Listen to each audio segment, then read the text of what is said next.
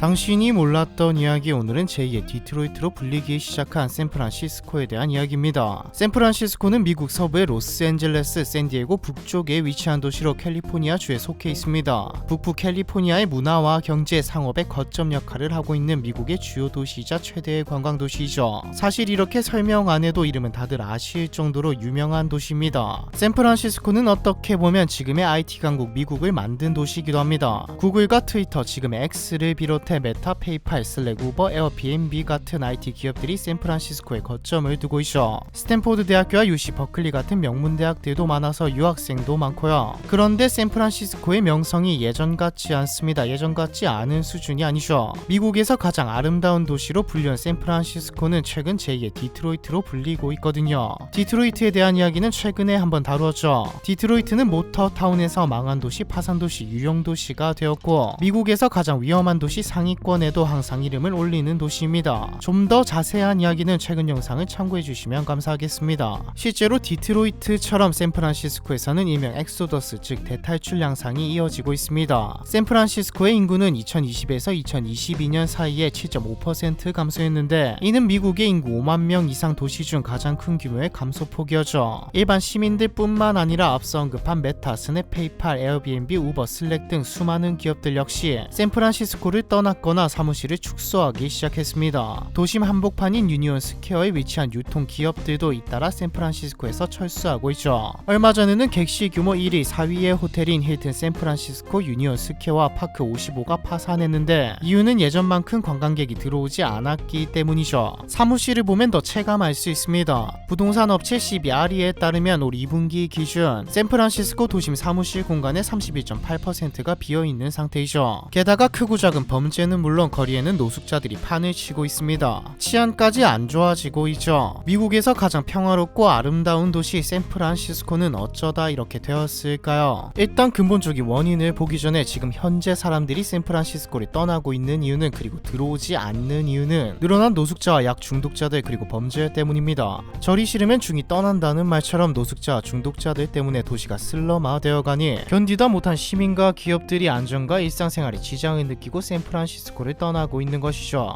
유명 투자자인 제이슨 칼라카니스는 파이낸셜 타임스에서 창업자들이 샌프란시스코를 떠나 오스틴, 마이애미 등지로 향하고 있다며 기업들이 문제를 삼는 가장 큰 이유는 안전이라고 말했습니다. 일론 머스크는 트위터 인수 샌프란시스코 중심가에 있는 트위터 본사에 수시로 출근하고 있는데 얼마 전 트위터에 이런 글을 올렸습니다. 약을 사는 건 엄청 쉽다. 샌프란시스코에선 사람들이 공개된 장소에서 사고 대낮에 당신 앞에서 투약한다. 숨어서 하려고 하지도 않는다. 차를 타고 트위터 본사로 출근하면서 거의 매번 이걸 목격하고 있다. 거리도 개판입니다. 2022년 샌프란시스코시의 조사에 따르면 샌프란시스코의 노숙자 인구는 7,754명이죠. 물론 이건 시의 조사이고 훨씬 더 많은 숫자가 노숙을 하고 있습니다. 노숙인들 대부분이 약 중독자이고요. 대낮에 길거리에서 엄청난 수의 노숙인들에다 중독자들까지 약을 하고 돌아다니는데 치안이 좋을 수가 없죠. 어이가 없는 것은 샌프란시스코 시청 직원들이 올해 홈리스 2,344명을 찾아가 숙소를 제안했을 때 1,065명만 지원을 받겠다고 한 것입니다. 거절한 50%가 넘는 이들은 약을 할 자유를 잃고 싶지 않아서 거절했죠. 샌프란시스코 시장 런던 브리드는 샌프란시스코에 홈리스가 몰리는 이유 중 하나는 거리에서 약을 구하기 쉽기 때문이라고 공개적으로 밝힐 정도로 샌프란시스코 홈리스 문제는 약 문제와 직결되어 있습니다. 치안이 안 좋아지면 가장 먼저 떠나가는 것은 돈 있는 사람들입니다. 이들은 굳이 샌프란시스코에 살 이유가 없거든요. 돈 있는 사람들이 떠나면서, 그러니까 소비할 사람들이 없어지면서 상점과 백화점이 문을 닫게 되고 다음 차례인 중산층도 도시를 떠나고 있죠. 상황이 이렇게 흘러가면 세수가 줄어들어 경찰, 소방 등의 도시의 핵심 기능도 무너지게 됩니다.